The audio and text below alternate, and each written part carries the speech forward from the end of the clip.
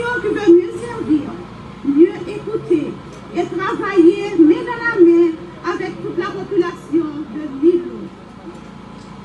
Milo est le berceau de l'histoire nationale, riche de la citadelle Henri, du palais Sans Souci et des patrimoines naturels. C'est la capitale du patrimoine haïtien. Aujourd'hui, nous posons un autre jalon, celui d'une administration moderne, transparente, capable d'offrir des services publics fiables à la population. Depuis notre prise de fonction, le conseil municipal de Milo a travaillé sans relâche.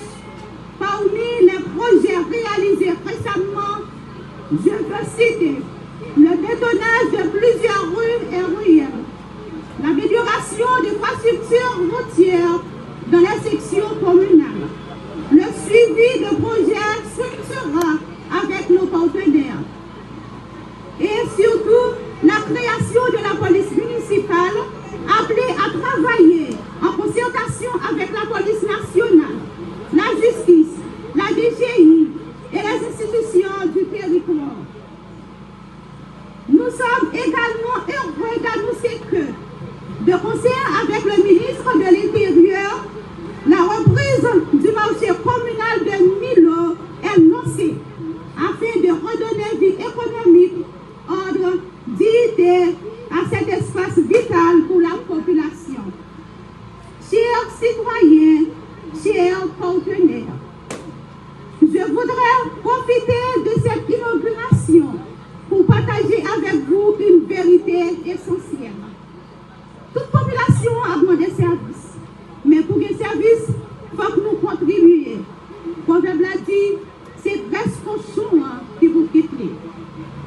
C'est la raison pour laquelle nous devons renforcer la collectivité avec la collecte des taxes municipales pour rendre effective l'autonomie administrative et financière de la municipalité de Milo. Par rapport à ce nouveau bâtiment, la mairie de Milo va être beaucoup plus présente dans la vie quotidienne de la population milosienne. Cette communauté qui attend encore une réponse des autorités locales face à certains besoins identifiés, des problèmes à résoudre. Protéger les espaces publics, assurer l'ordre à travers la police municipale, qui n'est pas un corps de confrontation, mais un outil d'accompagnement, d'orientation et de prévention. Dans ce sens, municipalité a palpité. Reconnaissance et toutes ces salutations. Permettez qu'en tout premier lieu, j'adresse des remerciements à la représentante de la Banque mondiale et à travers elle, à la Banque mondiale elle-même. Un véritable partenariat s'est établi entre le ministère de l'Intérieur à travers la protection civile et la Banque mondiale. Et en évoquant ce partenariat, nous ne pouvons pas oublier le nom de Madame Yolène Surena.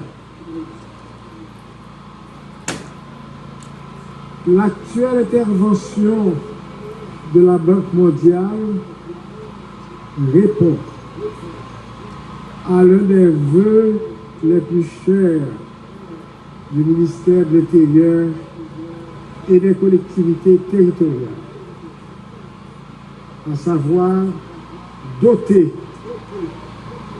les acteurs, les exécutifs territoriaux, à commencer par les membres de le conseil municipal de véritables lieux de travail pour qu'ils soient en mesure de gérer les intérêts de leur commune. Depuis 2007, nous caressions ce projet.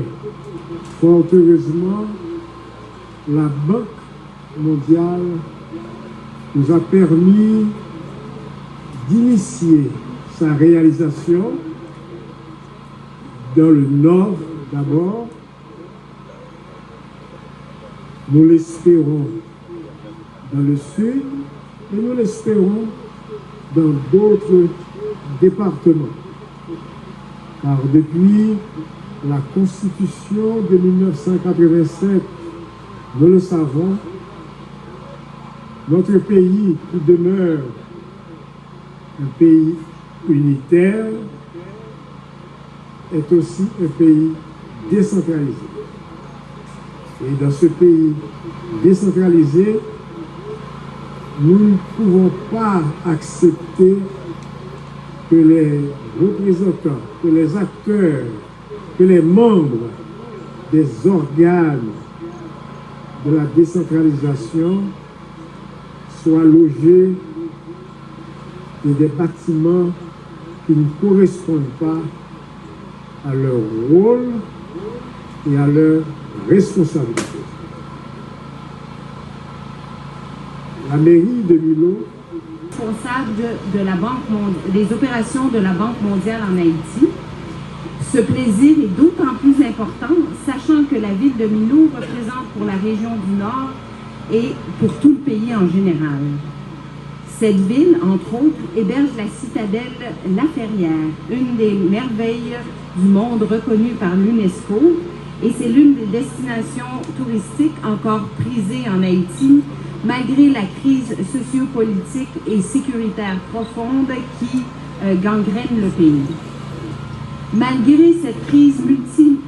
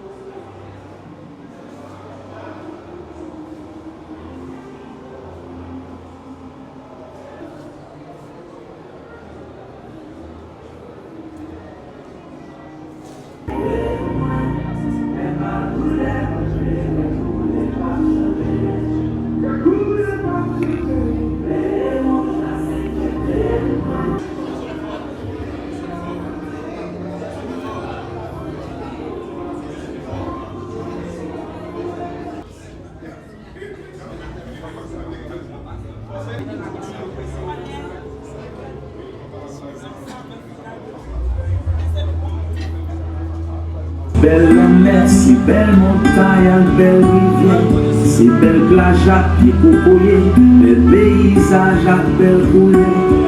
Haïti, c'est